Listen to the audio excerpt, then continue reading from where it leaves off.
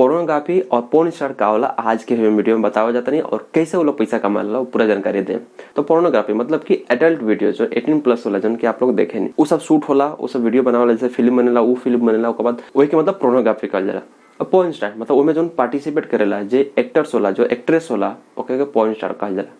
और ये वीडियो में बताते हैं कि मैं जो गर्ल्स लड़की और पैसा कैसे कमाल जैसे कि ओके टाइप होला कि हाँ आधा घंटा का वीडियो बा तो आधा घंटा के वीडियो में का करेगा ओकरा हिसाब से वो रेट एगो फिक्स होला कि हाँ 1 मिनट का वीडियो बा चाहे इतना सीन बा तो हम इतना पैसा ले। फॉर एग्जाम्पल कि 5 मिनट का वीडियो बा तो बोले कि $10,000 ले चाहे $20,000 ले मतलब उनका लोग के ये डिपेंड होला कि कौना कंट्री से लो बाल। ओकरा बाद सब्सक्रिप्शन होला कि कुछ लोग अपना खुद के ऐप बना देला और अपना वेबसाइट बना देला अपना सब्सक्रिप्शन बेचेला।